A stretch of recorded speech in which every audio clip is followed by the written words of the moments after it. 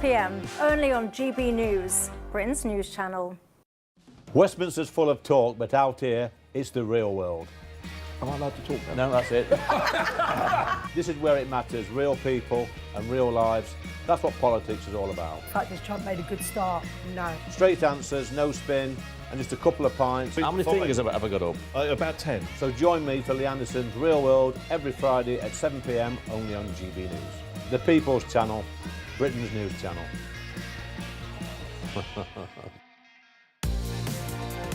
Mornings don't have to be tiresome, especially if you have the right company. Wake up to news as it happens, opinion and debate, and of course, a little bit of entertainment too. Because when the kettle's on, we're on. That's Breakfast on GB News, a show worth waking up for. Every morning from 6 AM. Only on the People's Channel, Britain's news channel.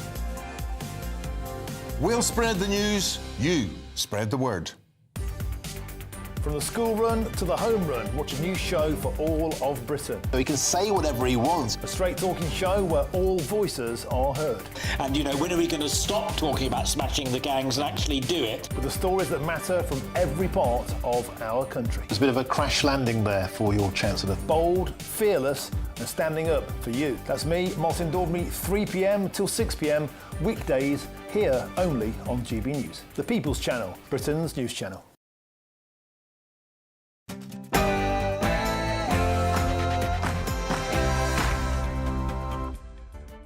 Good evening, welcome to State of the Nation right here on GB News with me, Matt Goodwin. On tonight's show, some breaking news in the last hour. Nadine Dorries has sensationally defected to Nigel Farage and Reform, declaring the Tory party is dead. GB News political correspondent Catherine Forster will bring you all of the latest in just a mo. And Reform leader Nigel Farage gave evidence at a US Congress hearing yesterday, making the bombshell claim that Britain has become North Korea because of growing threats to free speech in this country. I'm going to be looking at the evidence and asking, is Nigel Farage right? Meanwhile, Robert Jenrick has challenged Reform's deportation plans, urging Kemi Badenoch to go one step further by committing to a decade of net emigration. But is this all too late for the dwindling Tories? Also, shocking data has shown that nearly twice as many asylum seekers are now staying in taxpayer-funded homes instead of hotels. Why are the government offering landlords lucrative deals to ensure British people are put second? That is the question that I will be asking tonight, speaking up for the forgotten majority. As I always do, this is State of the Nation. It starts right now.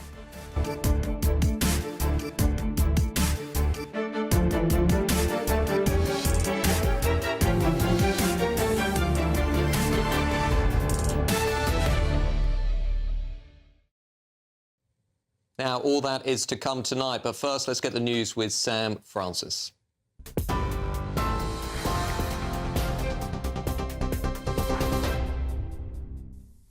Matt, thank you, and a very good evening to you. Just after 8 o'clock, well, the top story tonight, an asylum seeker housed at the Bell Hotel in Epping has been found guilty on all 5 charges against him, including the sexual assault of a 14-year-old girl. The court heard Hadashka Batu also harassed 2 other teenagers and an adult woman. The 38-year-old denied the allegations, calling them fabrications, but the judge said the evidence was clear and consistent. Kabatu will be sentenced on the 23rd of September, with the court warning an immediate prison term is likely. His arrest earlier this summer triggered protests and counter-demonstrations outside that hotel. Also tonight, the row over Angela Rayner's stamp duty mistake has deepened, with the conveyancers who handled her flat purchase insisting they are being, quote, made scapegoats. The Deputy Prime Minister has admitted underpaying tax on her £800,000 Hove property after fresh legal advice. She says she acted on guidance given at the time, but the firm, Verico and Associates, now claim they never offered tax advice, saying they weren't qualified to do so. Sir Keir Starmer has said he is now awaiting the outcome of his Standards Advisor's inquiry and will act on the findings. But he wouldn't be drawn today on whether he'd sack his deputy if she's found to have breached ministerial rules. While speaking earlier, the Chancellor Rachel Reeves said that she does have full confidence in Angela Rayner. I have full confidence in Angela Rayner. She's a good friend and a colleague. She has accepted the right stamp duty wasn't paid. That was an error. That was a mistake. She is working hard now to rectify that. Well, breaking news from the political world in the last hour or so that a former Conservative MP and Culture Secretary, yes, Nadine Dorries, has defected from the Tory party and joined Reform UK. After 18 years as a Tory MP, Ms Dorries told the Daily Mail the Tory party is dead and urged members to, quote, think the unthinkable and look to the future. Reform leader Nigel Farage has said he is delighted to welcome her, calling Dorries a major boost to the party's campaign election. It's understood she is set to deliver the opening speech at Reform's conference in Birmingham tomorrow, following secret meetings with Mr Farage in London. And we are just seeing, in fact, some comments rippling through the political arena with the newly elected Green Party leader, Zach Polanski, saying, quote, Nadine Dorries joining Reform isn't a shock. He continues, it's a logic for politics of cruelty, corruption and the collapse of neoliberalism. He's also added the rise of Reform is the fault of a failing Labour government. More on that with our political correspondent Catherine Forster later this hour. In other news, the Home Office is preparing to appeal after a High Court judge ruled that Palestine Action can press ahead with a challenge against the group's terror designation. The network was banned in July under anti-terror laws, making membership or support a criminal offence. Co-founder Huda Amori argues the prescription is a disproportionate curb on free speech and says the Home Office and Home Secretary acted unlawfully. Judges agreed those points were reasonably arguable, but the Home Office is defending its decision, insisting Palestine Action caused serious damage, including a £7 million attack on military aircraft. That appeal will be heard later this month. A former Royal Marine has denied deliberately driving into crowds of Liverpool fans celebrating the club's Premier League victory parade. 53-year-old Paul Doyle faces 31 charges after more than 130 people were injured in May, with the victims ranging from babies to a 77-year-old. Appearing via video link, Doyle wiped away tears as his defence accused that Belmarsh Prison had blocked access to evidence. His trial is set for November and prosecutors allege he used his car as a weapon. And in Portugal, Lisbon's mayor has called yesterday's disaster on the funicular railway a biggest tragedy in its city's history. 16 people were killed and more than 20 injured, including tourists from Germany and Spain, when the packed carriage came off the tracks. A 3-year-old child was among the wounded, and one local described rushing to the scene, saying all they could hear was silence. Portugal's Transport Office says initial findings into the cause of that crash will be released tomorrow. That's the news on GB News. Do stay with us for plenty more right here with Matt.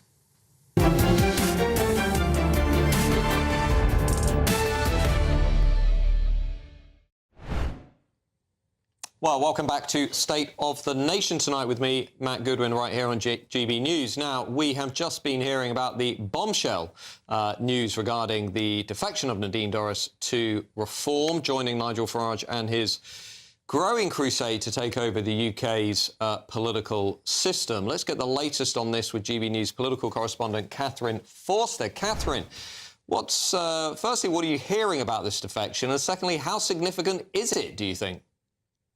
Well, good evening from Birmingham, where Reform launched their autumn conference tomorrow. Look, this is a spectacular win for Nigel Farage. Make no mistake, they are absolutely delighted. He has said he's absolutely delighted, and it will be a great boost, he says, to our campaign to win the next general election.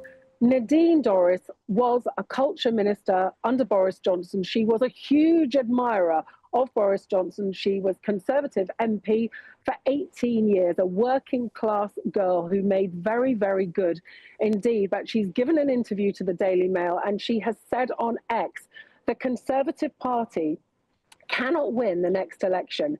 It removes election-winning prime ministers, by that she means Boris Johnson, and replaces them with duds.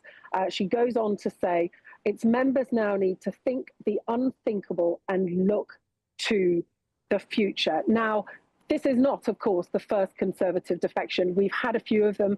Andrea Jenkins, she was a Conservative MP. She's now Reform's first mayor. Jake Berry, former party chairman, has gone to Reform as well. But it's certainly the most significant, and by a mile, and really, really terrible news for the Conservative Party, who simply said, we wish Nadine well. A former aide, apparently unnamed, has said good riddance, not a fan. The Lib Dems having a lot of fun with this. They say, we don't know who to feel more sorry for, Kemi Badenoch or Nigel Farage. The Labour Party, of course, wrapped up in their own problems with Angela Rayner. But I think in some ways, this is not surprising. The Conservatives can see the way the wind is blowing. Nigel Farage's favourite to be the next Prime Minister. Reform storming ahead in the polls. The Conservatives really doing terribly, terribly badly. But in other ways, I think it is quite surprising, and for two reasons. First of all, Boris Johnson.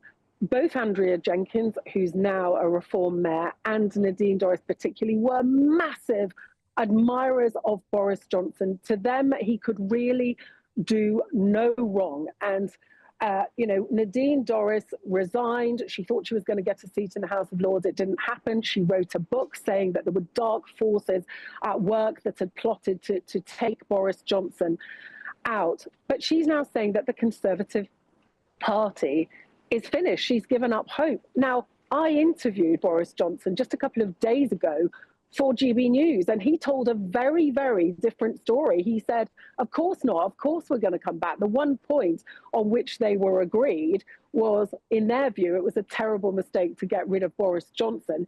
He says that he would have won the election. The next election, of course, we'll never know because it was taken out of his hands. But I think it is extraordinary to have such a loyalist to Boris Johnson has given up, presumably on a comeback from him, though I don't think Boris Johnson has given up on a comeback from him at all, having interviewed him the other day. But the other thing I think is interesting is the Online Safety Act. Now, this was Nadine Dorries's baby when she was Culture Secretary. She worked very, very hard on it. She felt extremely passionately about it. It was watered down. The legislation that we now have was watered down from what she originally intended. She was unhappy about that. But now she's gone to a party where Nigel Farage has just gone to America, slating the Online Safety Act, saying that we should get rid of it, that sure, he wants to keep children safe, but he doesn't quite know how that would happen. And I do think that that is quite extraordinary. But look, Nigel Farage and Reform will be absolutely cock a hoop with this. It will put a real spring in their step, not that they really need it at the moment. There is one other tension point here, though, isn't there, Catherine, which is the Boris wave, the issue of immigration, which, of course, many Reform voters are very concerned about. And, of course, they do associate that big increase in post-COVID immigration with the Johnson regime. So is Nadine Dorries rejecting that? Is she expressing a view on that? Is this going to potentially become a tension between the Reformers and the former Conservatives, who perhaps are more supportive of the Johnson administration? What's your initial reaction to some of that? Because if you look on social media, that is already doing the rounds among some who are saying, well, you know, after Jake Berry here, you have another ex-Conservative politician who isn't completely in line, it appears, as you just mentioned, with the Online Safety Act and perhaps also potentially on immigration, with where those Reform voters are. What do you think about that? Yeah, I think it's really interesting because Reform now touting mass deportations are taking an incredibly tough line on immigration. And Boris Johnson, for all that Brexit was to take back control of our borders, and he said to me yesterday, I got back control of our borders. But what did they do with it? They replaced unlimited EU migration with a points-based system. And under Boris Johnson, legal migration went up to 1 million, as you say, just shy of 1 million. They called it the Boris wave. Now, I said to Boris Johnson the other day, part of this, you know, is on you. And he said, look, in my first year, I got net migration down to the lowest level for 40 years. Well, sure, that was COVID. There was a global pandemic. People were not coming in or out of the country.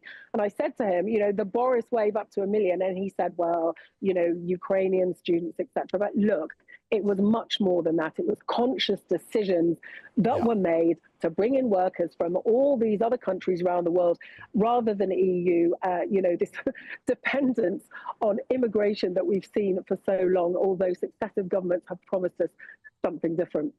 Great. Well, we're going to get a bit more reaction to this now, coming back to the studio. We've got a panel in here, Catherine, so thanks for your initial reaction. Journalist and broadcaster Linda Jubilee and historian and author Dr. Tessa Dunlop. Do we have some initial reactions to this defection of Nadine?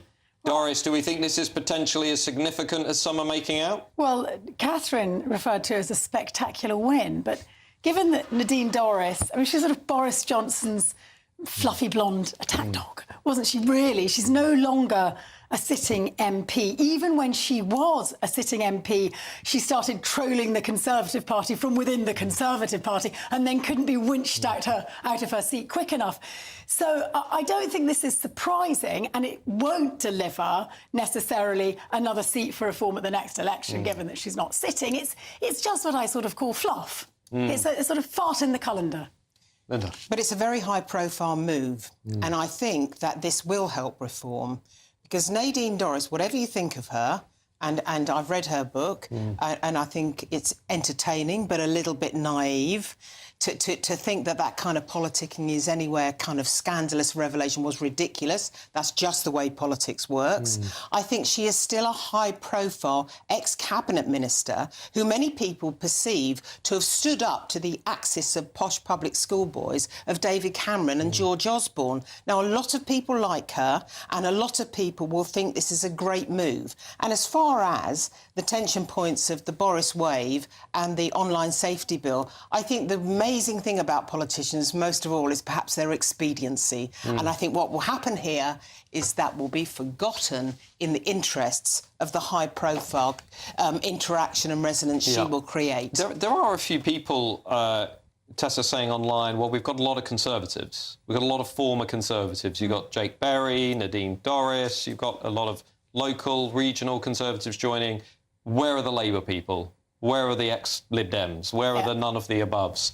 And, you know, in order to get that big, broad tent, that coalition of people to win the country, you know, imagine you're a voter in the Red Wall and you're watching all of this and you're thinking, well, is this a none of the above party, an anti-establishment party? Or is this a home for disillusioned former Conservatives who feel badly about how Boris Johnson was treated? Yeah, baby girl never got her seat in the Lords. I mean, do you remember that was one of her big beefs, wasn't it? That actually she wanted to wear ermine and swan off into this sort of long legal grass in that swollen second chamber.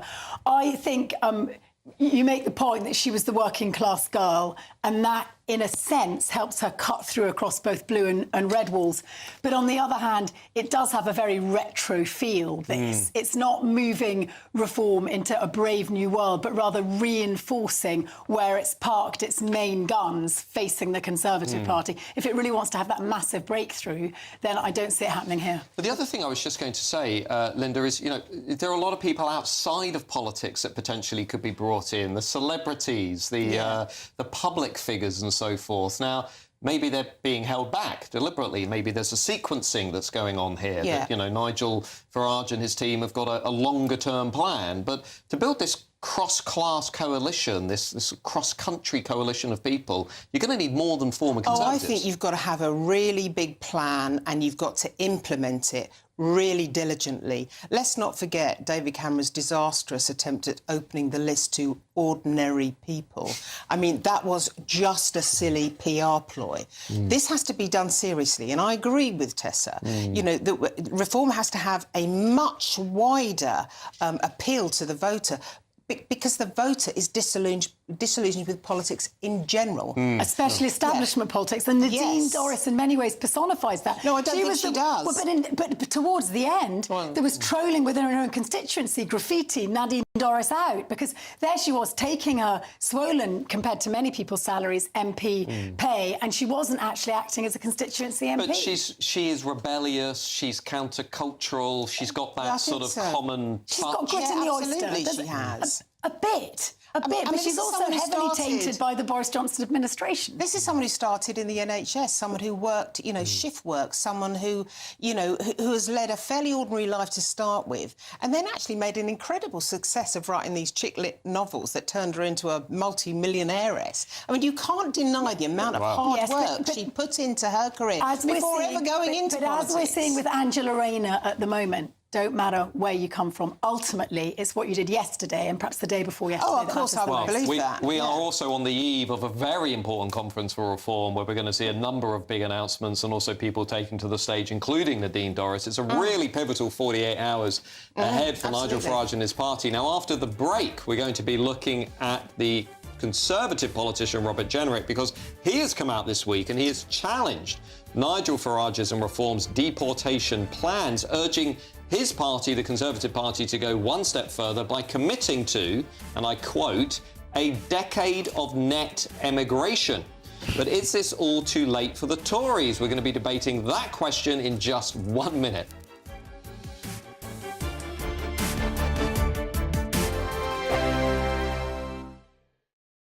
Westminster's full of talk, but out here, it's the real world. Am I allowed to talk No, now? that's it. This is where it matters, real people and real lives. That's what politics is all about. The fact is Trump made a good start, no. Straight answers, no spin, and just a couple of pints. How many fingers have I got up? About 10. So join me for Lee Anderson's Real World every Friday at 7 p.m, only on GB News. The People's Channel, Britain's news channel.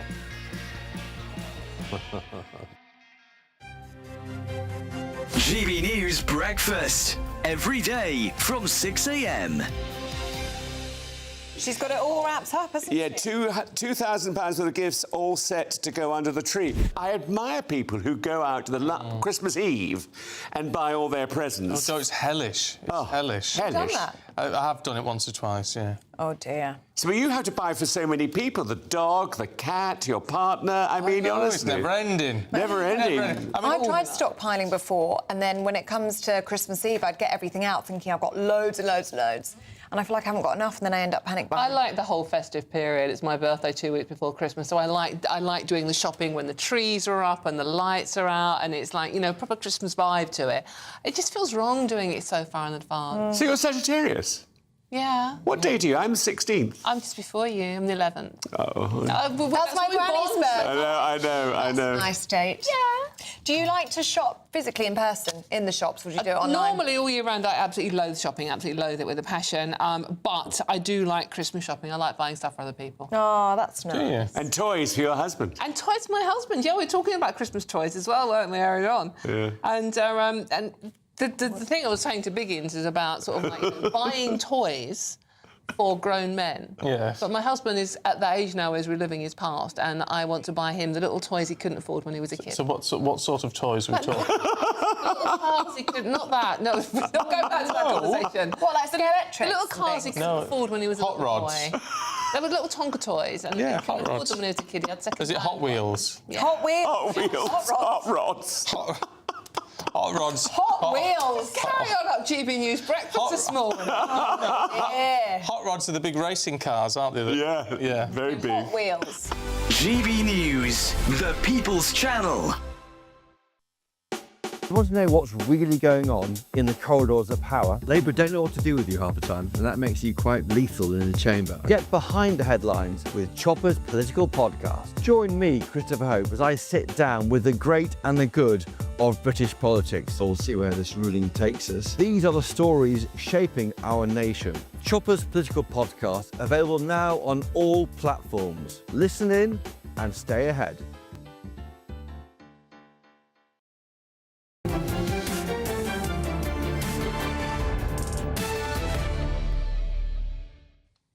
Now, welcome back to State of the Nation tonight, right here on GB News with me, Matt Goodwin. Now, yesterday, Nigel Farage gave evidence under oath at a congressional committee in Washington, D.C., giving a stark warning that the spiralling free speech crisis here in Britain could very soon infringe on the freedoms of American citizens across the pond.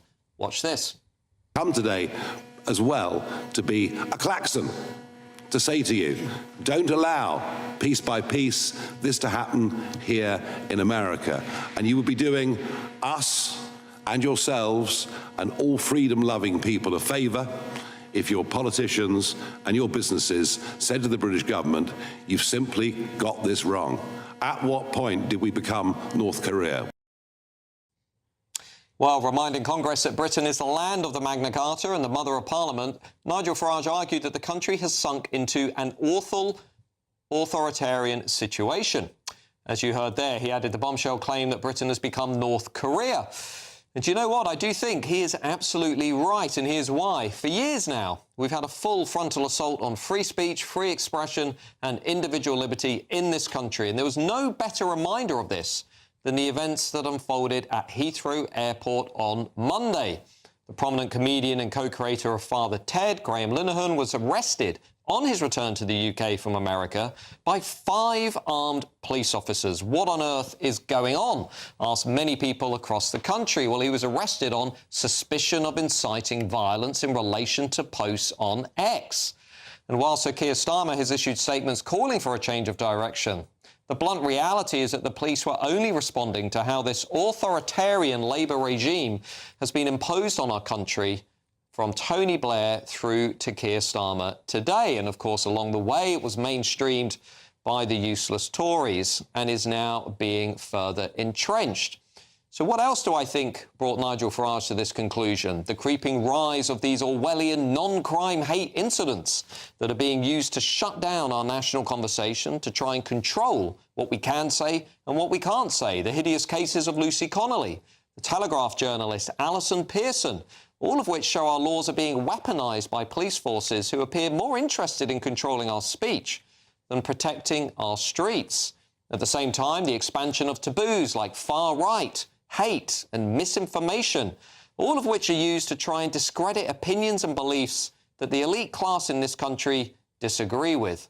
The Communications Act of 2003, the Online Safety Act of 2023, disastrous pieces of legislation that are being used to narrow and control the public square in this country. Not to mention our ongoing membership of the European Convention on Human Rights, the ECHR, the reason why we cannot deport despicable foreign criminals and control our borders. And of course, let's not forget this dangerous, dodgy definition of Islamophobia that Keir Starmer and the Labour government want to impose on our country to shut down debate and discussion about the role and spread of Islam within our country. I don't know about you, but I'm utterly sick and tired of it all. The very things that have made us unique and distinct over many centuries are now being eroded in front of our eyes. We need to get back, I think, to the things that made these islands so wonderful to begin with. The home of the Enlightenment, the rise of free speech across the West, the home of individual liberty. That's what George Orwell said, wasn't it? That the one thing that makes us special on these islands is that we value individual freedom. And we must strip all of these pointless laws back and return to having good faith discussion about all of the issues that are going to shape the destiny and direction of this once great nation. As ever, let me know your views by going to gbnews.com/yoursay. Of course, you can reach us on X at GBNews or GoodwinMJ. But joining me now to discuss this free speech crisis is campaigns officer at the Free Speech Union, Max Thompson. Now, Max, have I exaggerated the case, or do indeed you agree that we do have a pretty serious threat to free speech in this country? There's no doubt that the UK is in a perilous state with free speech. There is a free speech crisis in the United Kingdom, and any suggestion that there isn't is for the birds. The fact that Nigel Farage went over to the United States and pleaded this case, he took no joy from that. None of us take any joy from watching it. It's a serious, serious threat to free speech in this country, and the fact that the Americans are more interested in hearing that than our own government is testament to the issue we have. You know, we've seen the Lucy Connolly case. We've got the Graham Linehan case. We've seen the Alison Pearson case. We've seen the case of the 2 parents in the WhatsApp group complaining about their school, and suddenly lots of police turned up at their doors. We've seen the case of people quietly praying outside of abortion clinics. I could go on and on and on. There are simply too many cases now to support Keir Starmer's assertion to President Trump, to Vice President J.D. Vance in the Oval Office a few months ago, that we have no problem with free speech. There are just too many cases to support that. No, exactly. It comes to something when the UK's closest ally, the Vice President of the UK's closest ally, the United States of America, stands on a world stage and says at the Munich Security Conference, the UK has an issue with free speech. That's a badge of shame that the Prime Minister should wear. The fact that he doesn't care and continually goes on and says, we have had free speech in this country for a long time, for the birds again. So what is the answer to it? Because one of the things, we always say here on GB News is, we can't just complain about things. We've also got to think positively and optimistically about what is the alternative. And, I set out a few things there. I'll give you my personal view. I think we abolish non-crime hate incidents. I think we make sure definitions of Islamophobia aren't there. I think we roll back things like the ECHR, some of Tony Blair's legislation. I think we've got to get back to reasserting our true foundation of individual freedom, equality before the law, none of this two-tier nonsense. Now, we could do all of this through legislation, could we not? Well, look, I think we need to go back to a common sense thing. I think people look at this and just think it's absolutely bonkers. This government has presided over a situation which is just dire. The country is in dire straits. You'd like to think that free speech is a hallmark of any successful Western liberal democracy. The fact that we don't have that, the economy is in a doom loop at the moment, and you'd like to think the government would go, the one thing we could get right is the basics, free speech. The fact that we are spending time and taxpayers' hard-earned cash on the likes of an official definition on Islamophobia, which is non-statutory. So what's that going to be? It's just going to be harnessed by the people, the wokerati that have taken over these public bodies, over the government, over all of these organisations who are just going to apply it in such a overzealous way, which we have seen. I mean, the fact today with Mark Rowley, I mean, come on, let's be serious. Well, here's my question about the police. They have time to get 5 armed police officers together to go and meet Graham Linehan as he steps off a plane at Heathrow because of something he put on X. That same police force has presided over record rates of shoplifting, violent crime is surging, sexual assaults are surging, street crime, we've got an epidemic in London, and yet they've got time to do this. Well, I think it goes back to that mantra that the Free Speech Union has been pushing on. We were outside Westminster Magistrates Court this morning with our banner saying, police the streets, not the tweets. Get the simple things right, for God's sake. Absolutely. Well, maybe I should have been there with you. Let me bring in my panel tonight just to continue this debate. We've got journalist and broadcaster Linda Duberly and historian and author Dr. Tessa Dunlop. Tessa, what's your take on this? I think we have to be a little bit careful. I just want to... I was listening carefully to your list you were listing. Were you outraged, for example, by the many arrests that came in the wake of people silently billboarding in support of Palestine Action? Were you equally outraged by that? My view of Palestine Action is it's a very different kind of organisation because it attacked the national infrastructure of our state. It went into Ministry of Defence property. It attacked, it undermined, it damaged assets of the state. So I don't think you can compare that to, say, somebody expressing gender-critical views online. NHS nurses and criminally... I don't care. Okay, but just to clarify, so you take it more seriously, the attack on the infrastructure of state, than you do, say, for instance, last summer when there were those riots in the wake of the appalling murder of the girls. You'll remember that individuals were attempted to torch them in their hotels. That actually did happen after it was incited on social media. So you think that is not as severe or as bad as Palestine Action attacking an RAF base? I think from my personal view, as I said at the time, anybody who engaged in violent disorder after Southport should have experienced... But what about inciting violent disorder? Let me finish. Should have felt the full effects of the law. Right. My personal view is nobody in this country should go to prison because of what they write on social media in the privacy of their own home. But I do want to bring Linda in. We're going to carry on this debate. But people arrested because of what they've written on a billboard saying Palestine Action, they should be arrested. Palestine Action has been prescribed. Yes. It's a slightly different situation, but can we just... I just want to go back because what I really don't like to see or hear happening is the over-intellectualisation of this debate.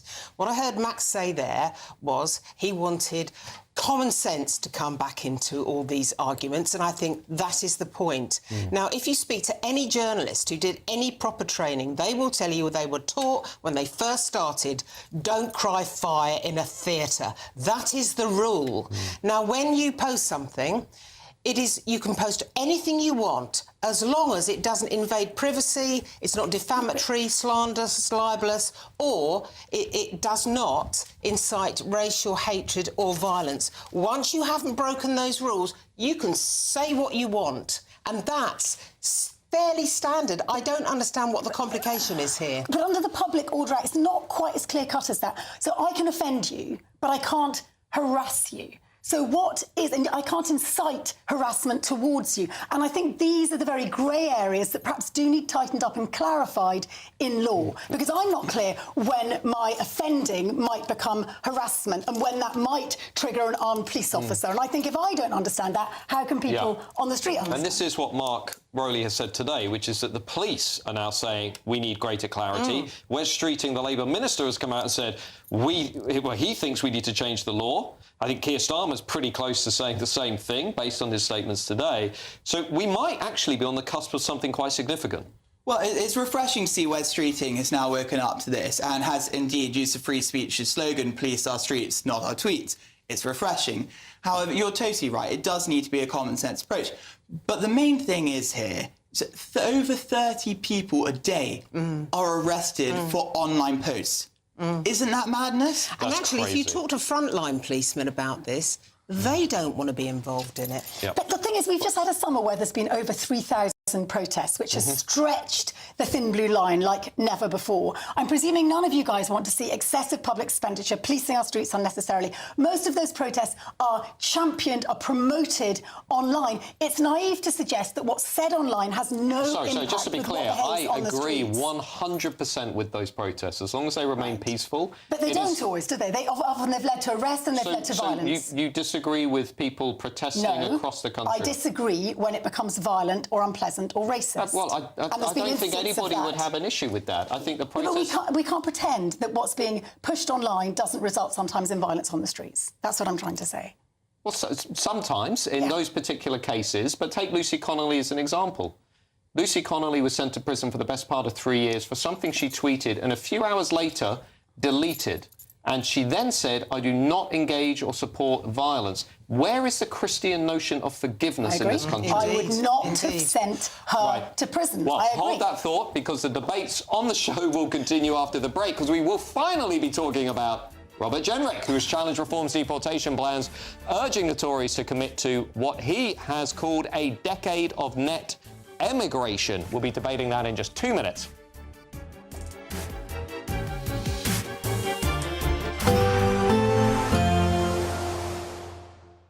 Dinner under the stars tonight? That reminds me of our travel insurance. You mean All Clear Skies? All Clear Travel Insurance sponsors GBNews travel destinations forecast.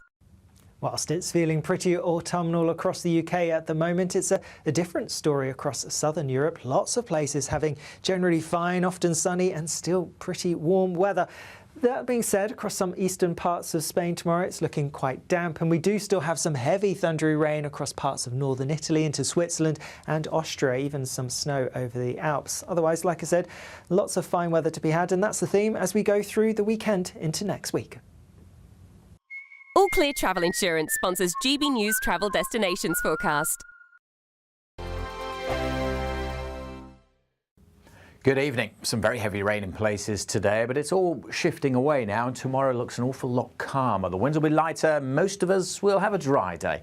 We haven't seen many of those for this week. Low pressure is definitely in control, sitting to the north of the UK. We've had this low actually drifting right across England and Wales. That's been providing the heavy downpours, starting to ease through this evening, pulling out into the North Sea. Now, it won't be a completely dry night. There'll be a few showers coming into Western Scotland, Northern Ireland, the odd one still for North West England and West Wales. But most places will be dry with long clear spells overnight. We'll allow it to turn a bit colder, certainly than last night. Temperatures in rural spots down into single digits. A fresh but fine start then to Friday, and overall a pretty good-looking day. Certainly, as I said, a lot drier than many days have been through this week. Still not completely dry, still a few showers, perhaps across the far north of Scotland and the north and the west of Northern Ireland. A few showers feeding in from the Irish Sea into northwest England, possibly too. But I think for most of England and Wales, it'll be a dry, fine start to the day. As I said, a little bit cooler than it was first thing this morning. During the day, we'll see some clouds developing, so it'll be a day of cloudy spells and a little bit of sunshine coming through. A few showers are still possible in western areas, but they should be light and most places won't see them stay dry. It will turn a bit cloudy over the Western Isles with some drizzly rain possible here as the breeze picks up. But for most, the winds are a lot lighter than they have been, so feeling a bit warmer than today. Temperatures high teens, low 20s. Warmer still on Saturday, and again, most places dry and bright. Still a possibility of a few showers in western Scotland. Quite a bit of cloud around on Saturday, so the sunshine will be fairly hazy, but I think you'll notice that difference, the humidity starting to pick up, and a warmer day with temperatures more widely over 20 degrees Celsius. Make the most of it though, because Sunday things turn wet and windy once more. You want to know what's really going on in the corridors of power? Labour don't know what to do with you half the time, and that makes you quite lethal in the chamber. Get behind the headlines with Chopper's political podcast. Join me, Christopher Hope, as I sit down with the great and the good of British politics. We'll see where this ruling takes us. These are the stories shaping our nation. Chopper's political podcast, available now on all platforms. Listen in and stay ahead. It's Patrick Christie's Tonight, and here we do things differently. It's explaining the absolute madness of this, doesn't it? It's explosive. I mean, this is very good. It's lively. 850. Your government sat there, Sean, and it did nothing. It's controversial. And the Middle East has been in turmoil since before I was born. It's everything you need to kickstart your evening. Everyone's had their Weetabix tonight. I love to see it. That's Patrick Christie's Tonight, weeknights from 9 p.m. Only on GB News, the People's Channel, Britain's news channel.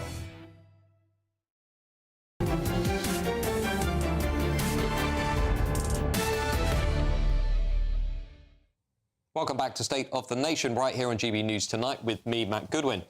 Now, Robert Jenrick has challenged Nigel Farage's deportation plan, urging the Conservative Party to go one step further by committing to what he has called a decade of net emigration, meaning more people leaving than arriving. The Shadow Justice Secretary has proposed a period in which fewer people come to the UK than are deported or leave, aiming to trump Nigel Farage and Reform's net zero immigration policy, which was announced last week.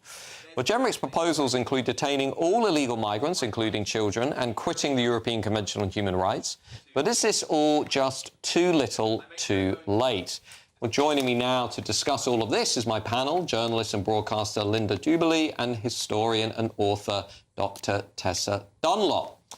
Tessa, what do you think? Is Robert Jenrick going to out Farage, Nigel Farage? So just let me get this right. He's the former immigration minister, wasn't he? One of the ministers who oversaw an unpressidented ballooning in migration into this country. In fairness to Robert Jenrick, he was in the Home Office, but he then resigned along with Suella Braverman when he felt that the government was not going to control immigration. Do we think that Robert Jenrick's checked out our plummeting birth rate, 1.38 babies, lowest since records began in 1938? Do we think he's clocked in with that? Because who precisely is going to oversee the care of the baby boomer generation that are currently getting old, expensive and needy? I just don't think he's thought this through. The answer for that, in your mind, is your view would be immigration? I don't see where it's going to come from the current native population. I simply don't see where the help, because the numbers don't stack up. But we're careering, we used to be in the 1980s 4 workers to 1 old person. We're careering towards 2 workers for 1 old person, and it's getting more acute. But immigrants get old too. They do indeed get old too. So do we just have more immigrants to look after those immigrants? I'm not suggesting I've got a silver bullet solution. All I'm saying is right now we're tipping towards a crisis, and it's predominantly a crisis of care, and it will hit the oldest and the most vulnerable and the poorest the hardest. That's very true. There is a plummeting birth rate. We do have to do something about it. Most behavioural economists know that we have to do something about it. Japan, for example, which is not known for its tolerance of immigrants, will take more immigrants because they have the fastest growing, oldest population on the planet. Nevertheless, there are things you can do to encourage women to have babies, and we have not done that. Very hard. Very, very hard. Lots of things have been tried right across the developed world. You could make childcare tax deductible. Yeah. You could give universal childcare. You could do many things that encourage women to have babies. You could give them affordable and available housing. Whatever, indeed. What we've got here, though, as you say, is Robert Jenrick out Faraging Farage. That is true. I think probably I see his point of view. I see where he's going with this. But I'm wondering, does he have a real mission here, or is he just out Faraging Farage? But the other point I will say is that the Conservatives are now heading towards their conference, and he's not in a leadership battle with Kemi Badenoch, but he knows perfectly well her days may be numbered, and he's trying to steal her thunder. I just the tone of it is nasty. You know, by out-Faraging Farage, there's this sort of whiff of the unpleasant. Women and children, as well as male immigrants, all going to be deported, no matter what, if they're illegal or come here by illicit means. It just makes me feel deeply uncomfortable. But today, a majority of people, according to YouGov, 52%, said they support Robert Jenrick's suggestion that we should have prison camps for asylum seekers. Yeah, and that's precisely why we don't have direct democracy. We've got representative democracy. If you ask the majority of people, they probably would want to reintroduce the death penalty. Thank goodness we haven't reintroduced the death penalty. So don't trust the people. I'm just saying sometimes mob rule isn't the best rule, Matt. I think you probably agree with me, deep But on the birth rate issue, I noticed David Miles from the Office for Budget Responsibility has come out, and he's a big expert on the migration issue. And even he said mass immigration is not the answer to our demographic crisis. He thinks it's much better to get the millions of people who are currently on the welfare state, the millions of British people, back to work. Right. And he's making the point that all that will do is push us into a population trap or a Ponzi scheme. Exactly. Where you have immigrants and you just need more immigrants. You've got a bigger and bigger proportion of the population now not working. There's the older population, and they're the NEETs, the younger people that aren't earning enough 1 money million of them. to pay into the exchequer. Yeah, sure. You've got a very narrow band of people now earning money, they pay into the exchequer. We've got a productivity crisis. That, and you cannot tackle that with immigration. Right. We need to move along. The debate will continue, though, because coming up, shocking new data. More shocking data has shown that nearly twice as many asylum seekers are now staying in taxpayer-funded homes instead of hotels. This is one of the key things you really need to understand out there, because the government is saying they're closing the asylum hotels, or they're trying to close the asylum hotels, but actually most people are already in private housing or HMOs, housing for multiple occupancy. We're going to be breaking this down in a couple of minutes, and I'm going to be explaining exactly why this reeks of unfairness. See you in 2 minutes.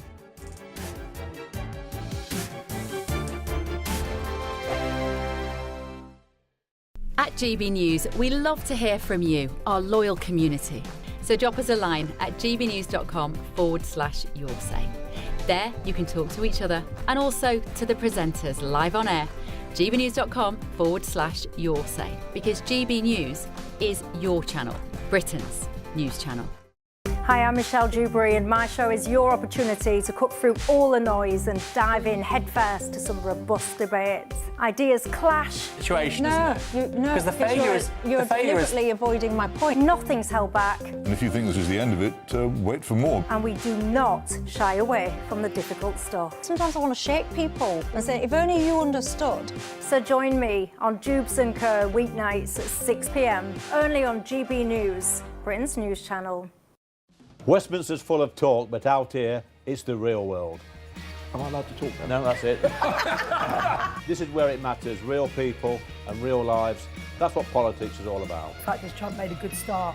No. Straight answers, no spin, and just a couple of pints. How many fingers have I got up? About 10. So join me for Lee Anderson's Real World every Friday at 7 p.m, only on GB News. The People's Channel, Britain's news channel.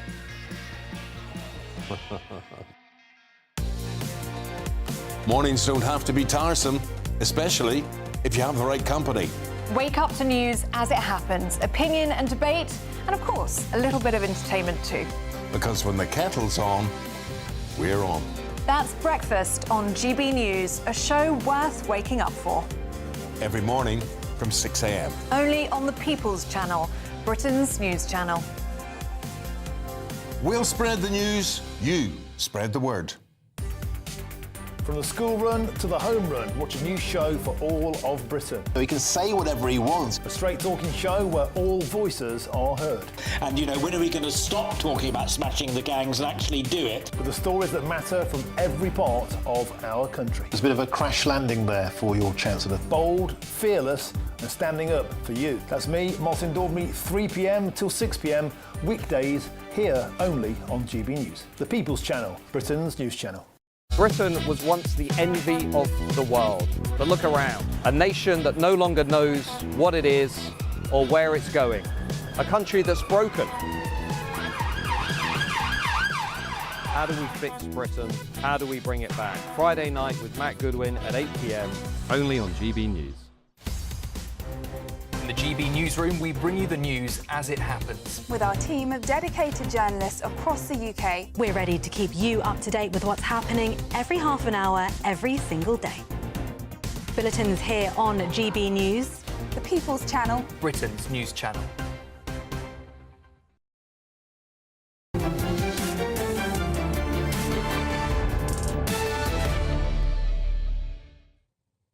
Welcome back to State of the Nation tonight, right here on GB News with me, Matt Goodwin. Well, here's a bombshell stat you might not have heard about. Nearly twice as many asylum seekers in this country are now staying in taxpayer-funded homes instead of those hotels that we hear so much about.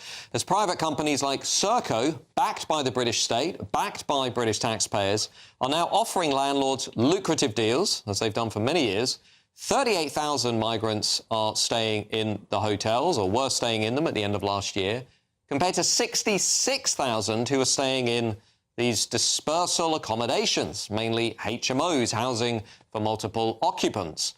Now, landlords are being offered very juicy 5-year leases with no risk of non-payment and funding for property repairs. I think some of them are also free from paying council tax in return for renting out their properties to illegal migrants rather than the British people who really need them. In other words, the government is using your money to bankroll private companies to offer more favourable contracts to illegal migrants, outbidding the British people in their own housing market. Insane. Well, I'm joined tonight to discuss this by Alp Mehmet from Migration Watch and a good friend of the show and the channel. Alp, what do people out there need to know about this accommodation issue? Firstly, let's be real. Whatever we do, we've got to house these people, OK? Now, we can discuss and argue about the quality and the comfort and everything. But while we're doing all this, and it's costly, I appreciate all that, two things that I'd like people to bear in mind. One is that they're in the midst of a community.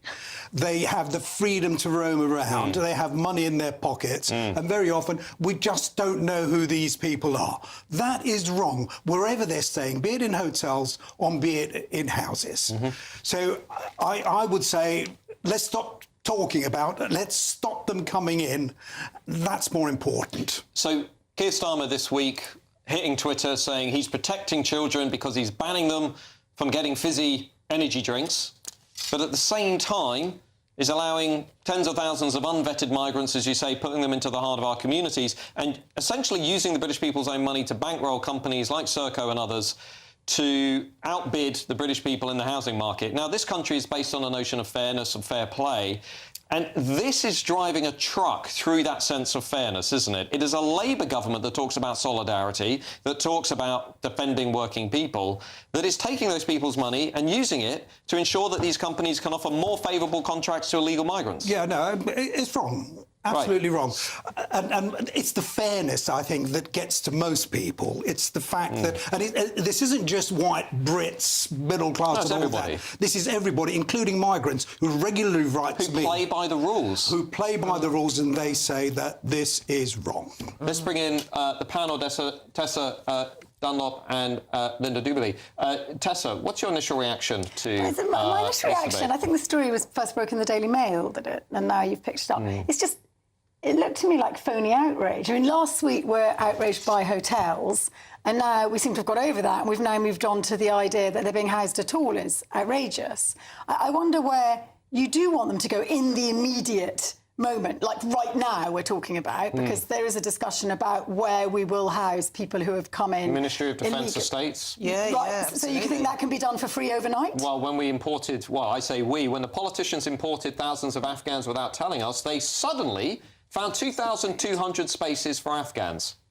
It's just, if you recall the Bibi Stockholm and the Legionella outbreak and the suicides, it's just, the thing is, these are, I know we love to castigate them. We take up the one or the two examples from a particular area and hold up and insinuate that all, particularly male asylum seekers who come illegally, must be criminal. But actually, many of these people are genuinely vulnerable, and you want to just shove them in some dark corner. I don't want illegal migrants in the country at all. Can I just say that I have worked inside those hotels, and at least half a dozen of them, which is highly unusual for a journalist, but I was doing an English language programme. I can tell you there was a problem with the men in every single hotel I visited, and I was personally threatened by several of them. There was a problem between the men and the women who were inside the hotels, and some of the women outside the hotels. All the more reason to house them safely. Separately. In detention centres, away from the British communities. Now, we do have a statement from the Home Office tonight, who's said, over the last year, we have cut nearly £1 billion in hotel spending and doubled asylum decision-making rates from the chaotic system we inherited.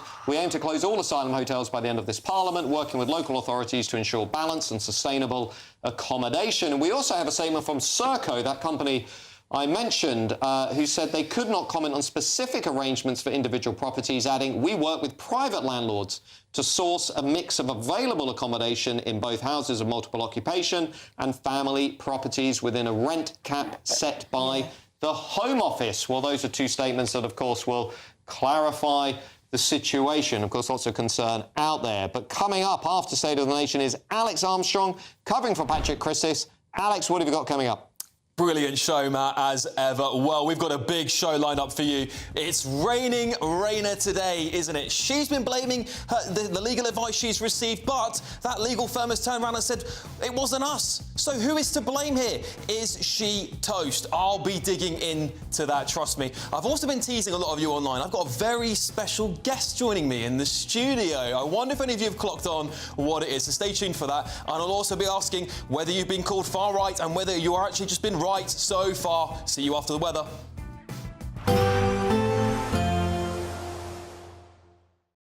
Today, clouds overhead, total zen within. Box Solar sponsors the weather on GB News. Good evening. Some very heavy rain in places today, but it's all shifting away now, and tomorrow looks an awful lot calmer. The winds will be lighter. Most of us will have a dry day. We haven't seen many of those for this week. Low pressure is definitely in control, sitting to the north of the UK. We've had this low actually drifting right across England and Wales. That's been providing the heavy downpours, starting to ease through this evening, pulling out into the North Sea. Now, it won't be a completely dry night. There'll be a few showers coming into Western Scotland, Northern Ireland, the odd one still for northwest England and West Wales. But most places will be dry with long clear spells overnight. We'll allow it to turn a bit colder, certainly than last night. Temperatures in rural spots down into single digits. A fresh but fine start then to Friday, and overall a pretty good looking day. Certainly, as I said, a lot drier than many days have been through this week. Still not completely dry, still a few showers perhaps across the far north of Scotland and the north and the west of Northern Ireland. A few showers feeding in from the Irish Sea into northwest England possibly too. But I think for most of England and Wales it'll be a dry, fine start to the day. As I said, a little bit cooler than it was first thing this morning. During the day we'll see some clouds developing, so it'll be a day of cloudy spells and a little bit of sunshine coming through. A few showers are still possible in western areas, but they should be light and most places won't see them stay dry. It will turn a bit cloudy over the Western Isles with some drizzly rain possible here as the breeze picks up. But for most, the winds are a lot lighter than they have been, so feeling a bit warmer than today. Temperatures high teens, low 20s. Warmer still on Saturday, and again, most places dry and bright. Still a possibility of a few showers in western Scotland. Quite a bit of cloud around on Saturday, so the sunshine will be fairly hazy, but I think you'll notice that difference, the humidity starting to pick up, and a warmer day with temperatures more widely over 20 degrees Celsius. Make the most of it though, because Sunday things turn wet and windy once more. Today, clouds overhead, total zen within. Box Solar sponsors the weather on GB News.